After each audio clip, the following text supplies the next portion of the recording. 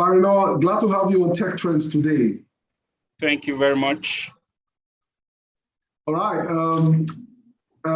You see me smiling because I'm not even sure where to begin, but what has happened in the crypto ecosystem, the cryptocurrency ecosystem since the CBN's restriction? Yeah, a lot has actually happened since the restriction. Initially the announcement actually threw the ecosystem into a lot of panic.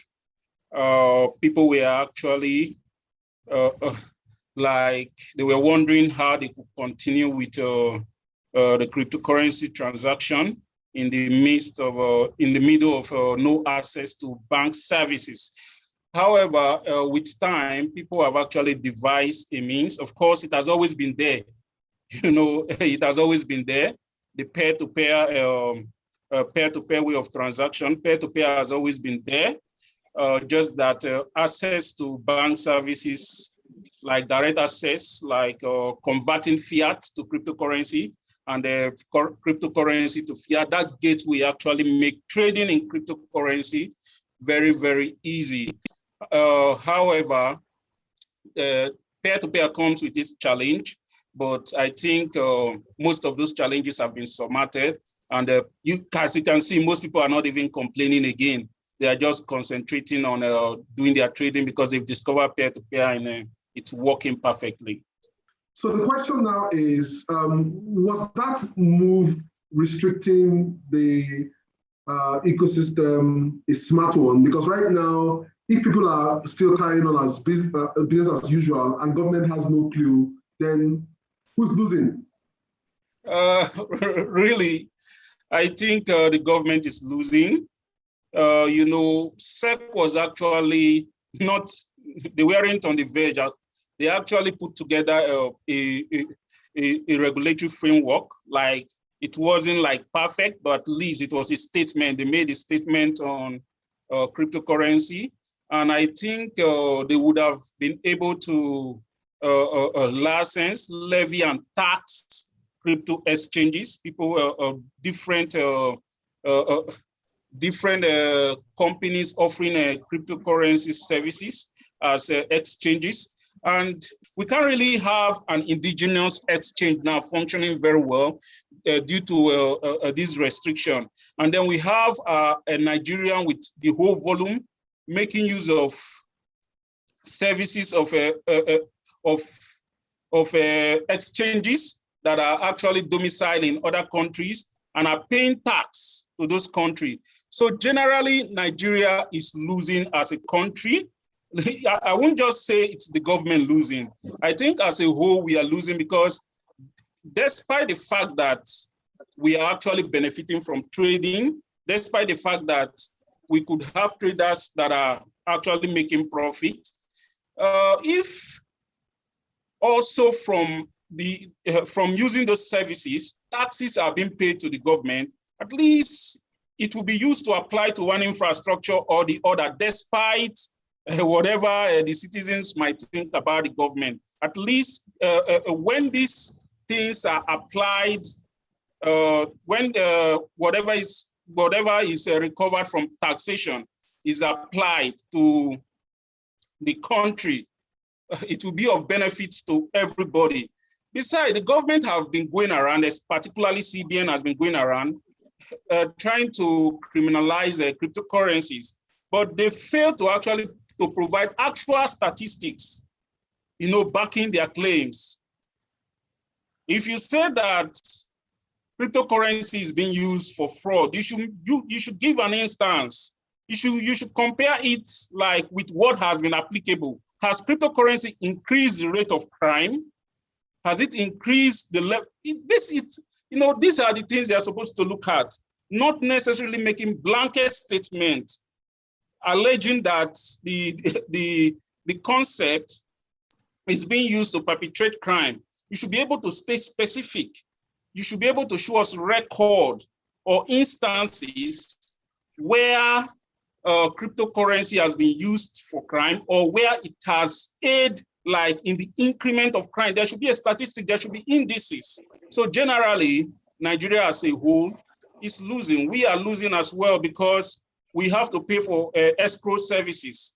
Not everyone understands the technical aspect of the blockchain. So they only use the services of those who understand it better, the tech guys who provide apps that makes it easy for the layman to use. And for you to use those apps, you are charged extra.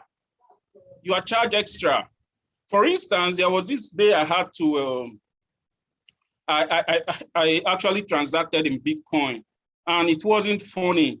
At the end of the day, the transfer of the Bitcoin, like to another wallet, cost me about 9,000 Naira in charges.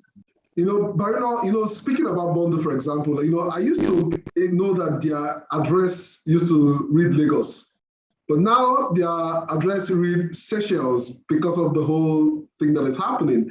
But, what would you have advised the government to have done rather, or the CBN to have done rather than an outright restriction? I think,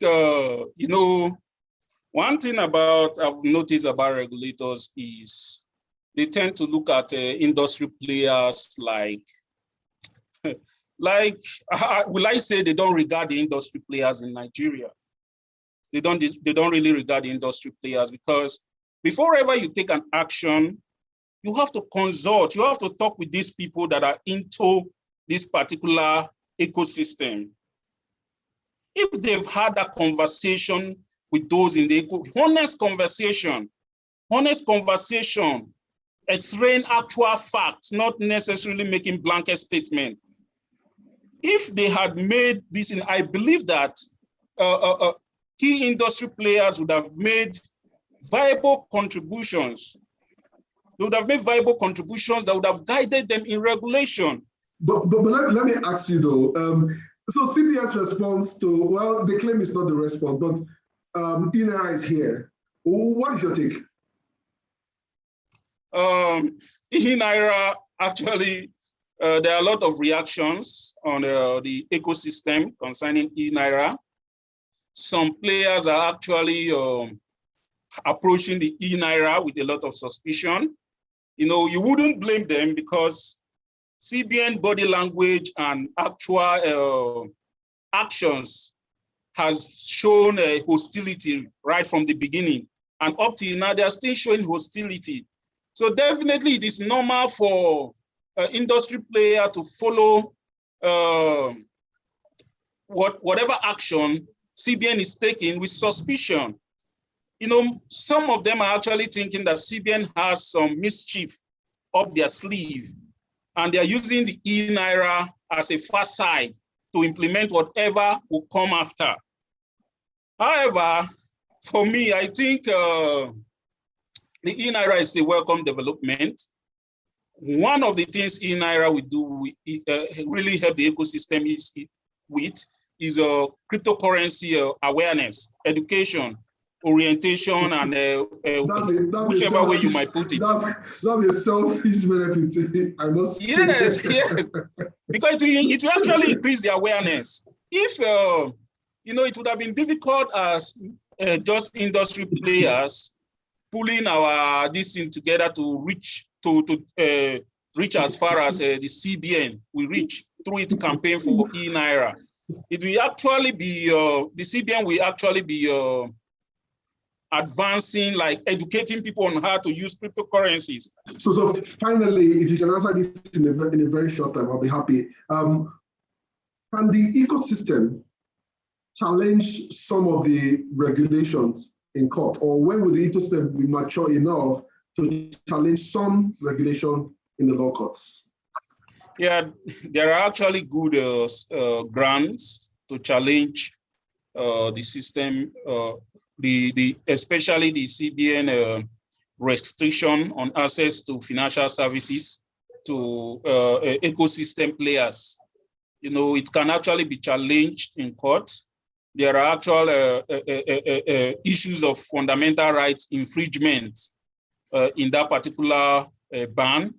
There are fundamental rights infringement in it, and it can be challenged in a competent court of law. All right, Marina, glad to have you on the show today, and thank you for being here with us.